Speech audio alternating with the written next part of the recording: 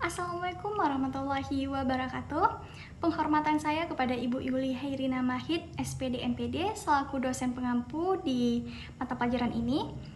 Kami dari kelompok 5. Sebelumnya perkenalkan, nama saya Salsabila, saya selaku moderator sekaligus ketua kelompok. Tentunya saya tidak sendiri, saya bersama teman-teman saya yaitu Dina, Siti Nabila Zuhra, Cut Nabila Rifa, Hudia Alia, Nurul Hidayah, Fatin Rizka Ananda, Naura Fatin Ramadhani, Lisna Ahadiah Putri, Siti Indira Safira. Nah, di kelompok kami, kelompok 5, ingin membahas tentang materi perencanaan gizi dan perilaku kesehatan. Nah, selanjutnya saya ingin membahas apa saja perumusan masalah yang kami ingin jelaskan dari materi kami, yaitu ada 3. Yang pertama, bagaimana membuat perencanaan gizi dalam mendukung kesehatan tubuh. Yang kedua, apa saja faktor yang mempengaruhi perilaku kesehatan masyarakat.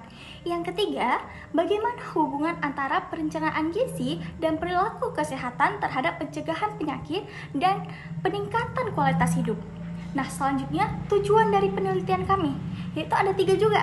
Yang pertama adalah menjelaskan pengertian dan pentingnya perencanaan gizi bagi tubuh. Yang kedua, mengidentifikasi faktor-faktor yang mempengaruhi perilaku kesehatan.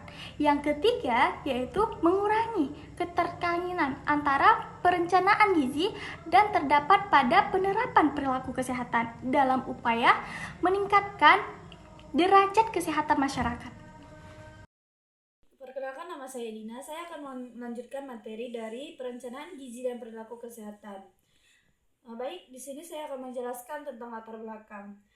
Yang pertama itu pentingnya perencanaan gizi dan perilaku kesehatan dalam meningkatkan derajat kesehatan di masyarakat. Yang kedua, masalah gizi yang dihadapi masyarakat, obesitas, anemia, stunting, penyakit tidak menular atau diabetes atau hipertensi. Yang ketiga itu ada pola makan tidak seimbang dan gaya hidup yang kurang aktif.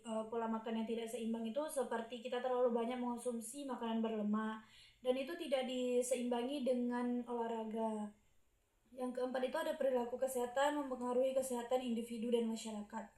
Misalnya kita memiliki penyakit menular, terus kita berbaur dong dengan masyarakat yang lain, terutama jadi masyarakat lain itu terkena penyakit yang kita derita. Yang kelima itu ada faktor yang mempengaruhi perilaku kesehatan pendidikan, pengetahuan sosial dan budaya, ekonomi dan akses informasi. Jadi faktor yang mempengaruhi perilaku kesehatan pendidikan itu misalnya anak-anak sekolah sekarang kan banyak yang makan yang tidak sehat gitu kan, jajan-jajan yang tidak sehat. Kalau faktor sosial dan budaya itu biasanya dipengaruhi oleh apa namanya? Dah. Siti Nabila Zuhra ingin melanjutkan materi dari konsep dasar perencanaan gizi, yaitu proses penentuan kebutuhan zat gizi berdasarkan usia, jenis kelamin, aktivitas, dan kondisi kesehatan. Salah satunya yaitu tujuan menjaga kesehatan optimal melalui konsumsi makanan bergizi seimbang. Yang kedua itu keterkaitan tidak bisa dipisahkan dari perilaku kesehatan, pola makan, aktivitas fisik, istirahat, kebersihan, dan lain-lain. Yang ketiga itu pencegahan penyakit. Mencegah penyakit degeneratif seperti obesitas, diabetes, dan hipertensi.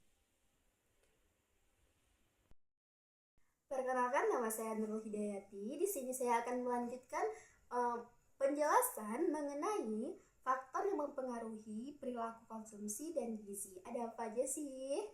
Yang pertama itu ada faktor biologis, psikologis, sosial, ekonomi, budaya, dan lingkungan. Semua itu sangat-sangat mempengaruhi. Nah, menurut teori of Planet Behavior Adjacent 2020, perilaku dipengaruhi oleh niat yang terbentuk dari sikap, norma sosial, dan kontrol diri. Niat untuk makan sehat muncul jika ada sikap positif, dukungan keluarga, dan kemampuan mengontrol diri kita dalam memilih makanan. Nah, saya di sini akan menjelaskan faktor sosial. Nah, pengaruh pengaruh faktor sosial itu sangat mempengaruhi ya, dari pengaruh keluarga, teman, media sosial, apa yang kita tonton, dengan siapa kita bergaul, dan bagaimana pola makan keluarga kita itu sangat-sangat mempengaruhi nilai gizi yang kita konsumsi. Maka oleh karena itu, pilihlah lingkungan yang sehat. Nah, di sini ada labelisasi gizi, yaitu Nutri-Score dapat mengubah perilaku konsumen. Kedua ada kondisi ekonomi. Nah, kondisi ekonomi itu sangat mempengaruhi pilihan makanan, terutama di negara yang berpenghasilan rendah, terutama di negara Indonesia tercinta ini. Nah, kita nih sebagai anak kos, kita nih bukan nggak mau ya mau makan sehat, bukan nggak mau, tapi karena keadaan keuangan kita juga yang mengharuskan kita untuk makan seadanya gitu. Jadi walaupun kita anak kos juga, kita bolehlah mengkonsumsi yang sehat-sehat, yang budgetnya kayak yang rendah lah budgetnya gitu kan, kayak tempe, telur gitu kan, budgetnya masih standar anak kos gitu kan.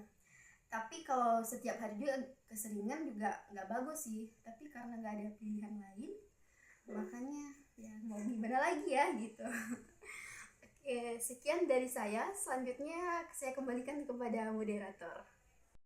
Assalamualaikum warahmatullahi wabarakatuh. Perkenalkan, nama saya Hudia Alia. Di sini saya akan melanjutkan pembahasan tentang faktor yang mempengaruhi perilaku konsumsi dan gizi. Yang pertama, saya akan membahas tentang faktor budaya. Jadi budaya ini sangat mempengaruhi banyak hal terkait makanan, termasuk jenis makanan, kemudian cara pengolahan makanan, dan bahkan pantangan makanan. Sebagai contoh, masyarakat yang tinggal di daerah pesisir biasanya lebih mengutamakan ikan dan hasil olahan lautnya. Tetapi masyarakat yang tinggal di daerah tropis biasanya mengandalkan nasi atau singkong sebagai sumber karbohidrat utama mereka. Kemudian di bagian tradisi memasak juga, makanan yang dimasak menggunakan minyak-minyakan ataupun santan biasanya lebih berpotensi meningkatkan konsumsi lemak jenuh, sedangkan metode mengukus ataupun merebus itu biasanya lebih sehat. Kemudian, selain itu ada pantangan makanan tertentu karena kepercayaan atau adat yang biasanya menghambat pemenuhan gizi jika tidak diseimbangkan dan diperhatikan. Oleh karena itu, dalam merencanakan intervensi gizi, kita juga harus memperhatikan faktor budaya lokal sehingga pesan kesehatan itu mudah diterima dan dijalankan oleh masyarakat. Kemudian yang kedua adalah faktor psikologis. Jadi selain budaya, kondisi psikologi ini juga mempengaruhi perilaku makan seseorang. Beberapa hal yang penting diantaranya, yang pertama ada stres dan emosi. Jadi banyak orang yang makan bukan karena lapar, tetapi untuk meredakan stres ataupun kesedihan. Fenomena ini disebut sebagai emotional eating. Jika terus-menerus dilakukan, maka bisa terjadi resiko obesitas dan gangguan metabolik meningkat. Kemudian yang kedua adalah citra tubuh negatif. Individu yang tidak puas dengan tubuhnya bisa melakukan diet ekstrim atau sebaliknya, makan berlebihan, sehingga gizi tidak terpenuhi secara seimbang. Yang ketiga adalah motivasi dan kebiasaan. Perubahan perilaku makan akan lebih mudah diterapkan jika individu itu memiliki kesadaran dan motivasi dari diri mereka sendiri untuk makan. Sehingga dalam motivasi ini diperlukan dukungan psikologis. Karena itu, edukasi gizi tidak hanya cukup untuk memberikan informasi, harus ada juga pendekatan psikologis, misalnya konseling, motivasi, ataupun strategi pengolahan stres, agar perubahan perilaku makan lebih efektif dan berkelanjutan. Baik, dari kedua faktor yang telah kita bahas tadi, faktor budaya dan faktor psikologis, kita dapat mengintegrasikannya dalam praktik. Yang pertama, menu sehat harus tetap selaras dengan kebiasaan budaya lokal, misalnya menyesuaikan bahan masakan agar lebih mudah diterima oleh masyarakat. Yang kedua, strategi edukasi gizi harus memperhitungkan emosi dan motivasi individu, sehingga pesan kesehatan tidak hanya dipahami tetapi juga diterapkan. Yang ketiga adalah contoh program gizi yang ada di sekolah, mengajarkan anak-anak cara memasak makanan sehat sambil menanamkan kebiasaan positif seperti makan bersama keluarga dan menghargai keberagaman makanan lokal. Dengan pendekatan yang ini, kita berharap perencanaan gizi dapat menjadi realistis, praktis, dan berkelanjutan. Baik, sekian, saya kembalikan kepada moderator. Baik, selanjutnya ada faktor lingkungan fisik. Pengaruh akses terhadap makanan bergizi atau food desert. Infrastruktur yaitu terdiri dari taman, jalur sepeda, dan ruang terbuka hijau.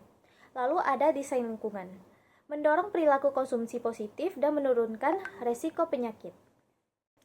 Selanjutnya ada faktor media sosial. Yang pertama yaitu ada pengaruh. Konten viral seperti mukbang atau food challenge. Yang kedua itu ada literasi gizi digital. Rendahnya literasi membuat masyarakat mudah terpengaruh oleh tren. Yang ketiga itu ada pemanfaatan media. Pemanfaatan media sosial itu sarana edukasi gizi yang efektif atau kampanye isi piringku atau juga gerakan makan buah dan sayur. Selanjutnya, saya akan menjelaskan apa itu strategi intervensi dan edukasi gizi. Di sini, yang pertama ada tujuan, yaitu membentuk sikap dan perilaku positif terhadap pola makan yang seimbang. Yang kedua, ada teori perubahan perilaku, yaitu Health Belief Model, Social Cognitive Theory, dan Theory of Planet Behavior. Yang ketiga, ada kebijakan publik, yaitu pelabelan gizi, pembatasan iklan makanan tidak sehat, dan pajak minuman berpemanis. Selanjutnya saya akan menjelaskan apa itu intervensi efektif. Yang pertama, ada disesuaikan dengan konteks masyarakat. Yang kedua, intervensi pada 1000 hari pertama kehidupan atau sering disebut HPK. Yang ketiga, ada pemanfaatan teknologi digital atau aplikasi mHealth. Yang keempat, ada edukasi berbasis komunitas, yaitu seperti Posyandu, kampanye gizi seimbang. Perkenalkan, nama saya Siti Erdira Safina. Jadi di sini saya akan menjelaskan mengenai hubungan antara gizi, perilaku, dan kesehatan masyarakat. Jadi, ketiga aspek ini saling mempengaruhi dan menentukan derajat kesehatan masyarakat itu sendiri. Jadi kita bisa menerapkan gizi seimbang untuk menjaga fungsi tubuh dan daya tahan tubuh dari berbagai penyakit. Jadi kita bisa menerapkan gizi seimbang ini di dalam pola makan sehari-hari. Kemudian menerapkan perilaku hidup sehat. Jadi perilaku hidup sehat ini dapat membantu tubuh kita dan memanfaatkan zat gizi secara optimal.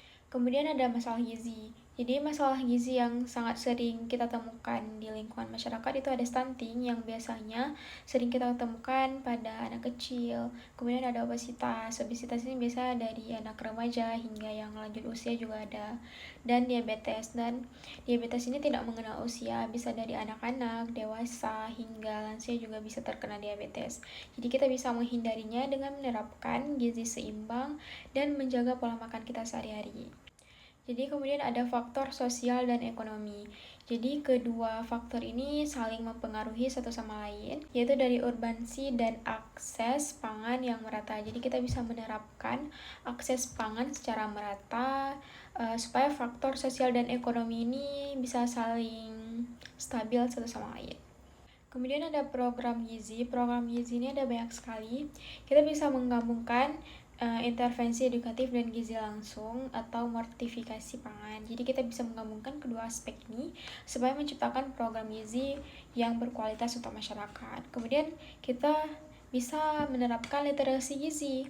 Jadi dengan kemampuan memahami label makanan dan membuat pilihan sehat, jadi kita bisa menerapkannya di kehidupan sehari-hari supaya kita bisa memilih dan memilah pola makanan yang bisa kita terapkan di dalam kehidupan sehari-hari untuk menjaga pola makan kita agar tetap seimbang. Kemudian pendekatan lintas sektor, ini bisa dari nutrisi, kemudian menerapkan pola makan yang baik, memilih bahan-bahan makanan yang sehat pastinya, yang kaya akan nutrisi, seperti ada berbagai jenis sayuran maupun buah-buahan yang kaya akan nutrisi, vitamin, dan berbagai zat gizi lainnya yang sangat-sangat berguna bagi kesehatan. Jadi kita bisa mencari berbagai jenis makanan yang gampang untuk kita temukan dan bisa kita olah untuk kita konsumsi, dan pastinya harus yang kaya akan nutrisi supaya kita tetap bisa menjaga kesehatan kita dengan pola hidup sehat. Baik, saya di sini Fatia Rizkiananda ingin menjelaskan tantangan perencanaan gizi dan perilaku kesehatan.